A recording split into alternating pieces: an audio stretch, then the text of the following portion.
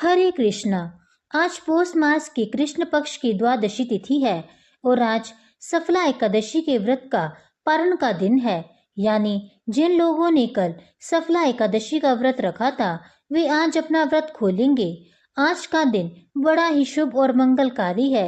एकादशी के व्रत के पारण के दिन तुलसी माता जी की कथाओं को सुनने से ही व्रत पूर्ण माना जाता है और समस्त मनोकामनाएं पूर्ण होती है। तो जिन लोगों ने व्रत नहीं भी रखा है उन्हें भी द्वादशी के दिन तुलसी माता जी की कथाओं को सुनने से धन संपत्ति और अनंत शुभ फलों की प्राप्ति होती है।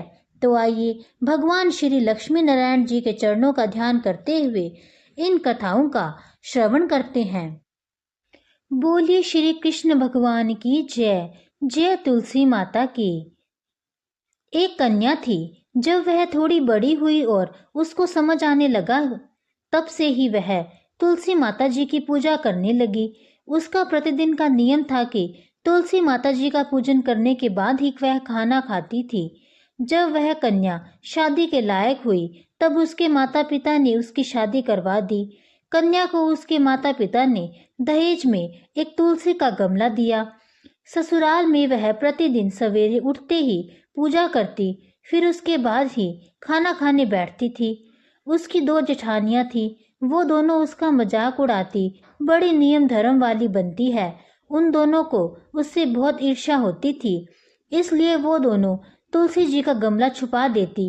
वह कन्या बड़ी मुश्किल से गमला ढूंढ कर लाती, अच्छे से पूजा करती और फिर खाना खाती। एक दिन तो उसकी जेठानियों ने क्या करा कि गमला ही दूर फेंक दिया। कन्या ने खूब ढूंढा पर उसे गमला नहीं मिला। वह बहुत परेशान हो गई। उस दिन तो उसने खाना भी नहीं खाया। उसका नियम जो था। उस कन्या की सच्ची भक्ति देखकर तुलसी माता उससे बहुत प्रसन्न हो गई और उसके कमरे में तुलसी माता का गमला प्रकट हो गया। अगले दिन सुबह जब वह उठी तो क्या देखती है कि उसके खाट के चारों कोनों पर तुलसी माता का गमला आ गया है। यह देखकर तो वह बहुत प्रसन्न हो गई कि अब मेरी तुलसी माता को मुझसे कोई नहीं चुरा सकेगा। पूजन करने के लिए भी कहीं और जाना नहीं पड़ेगा और कोई मेरी तुलसी माता को फेंक भी नहीं सकेगा। वह तो जल्दी से उठकर स्नान करती है और तुलसी माता की पूजा कर लेती है। जब वह खाना खाने बैठी तो उसकी जेठानियां मजाक करने लगी कि लो, देवरानी का नियम धर्म तो पूरा हो गया। उससे पूछती है कि तुलसी जी की पूजा कर ली क्या? तब देवरानी धीरे से बोलती है, हाँ कर ली। तब जेठानियां बोलती है, कहाँ से कर ली पूजा, गमला तो फेंक दिया था। तब देवरानी कहती है कि देख लो, मेरे कमरे में खाट पर तुलसी जी लग रही हैं। इस बात पर जेठानियां बहुत शर्मिंदा हुई और बोली कि हे देवरानी, तेरी भक्ति सच्ची है, हमने तुझे बहुत परेशान करा, हमें माफ कर दे। तब देवरानी उन्हें माफ कर देती है और तीनों बहुएं खुशी खुशी साथ में रहने लगती हैं। हे तुलसी माता, जैसी कृपा आपने देवरानी पर करी वैसी हम सब पर भी करना। अब सुनते हैं तुलसी माता की एक अन्य कथा। एक बुढ़िया माई थी। उसका तुलसी पूजा करने का नित्य का नियम था। वह प्रतिदिन खाना खाने से पहले पूजा करती थी और उसके बाद खाना खाती थी।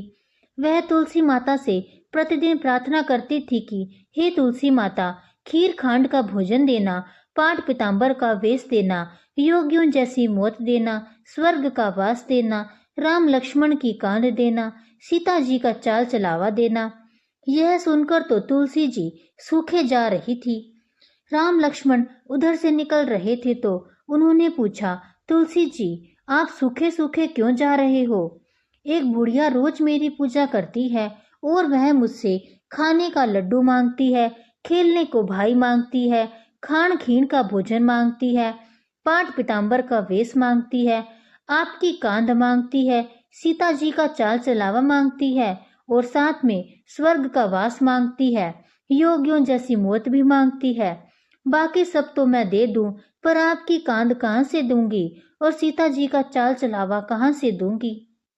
राम जी और लक्ष्मण जी तुलसी जी से बोले कि आप हरे भरे हो जाओ, सब हो जाएगा। कुछ दिनों बाद बुढ़िया माई मर गई। लोग इकट्ठे होने लगे। लोग उसे ले जाने के लिए तैयार हुए तो उसको उठाने के लिए वह तो इतनी भारी हो गई कि उसको लोग उठा नहीं पाए। उसको हिलाना भी बहुत मुश्किल हो रहा था। लोग कहने लगे कि बुढ़िया माई इतनी भारी कैसे हो गई? वह तो देव दर्शन सब करती थी, क्या वह कोई जादू टोना करती थी जो ऐसी भारी हो गई? इतने में राम लक्ष्मण और सीता जी आए। तब सीता जी ने चाल चलावा किया और राम लक्ष्मण ने कंधा दिया और बुढ़िया माई तो हल्की हो गई और साथ ही सदे बैकुंठ को चली गई। हे तुलसी माता, जैसी कृपा आपने बुढ़िया माई पर करी वैसी सब पर करना।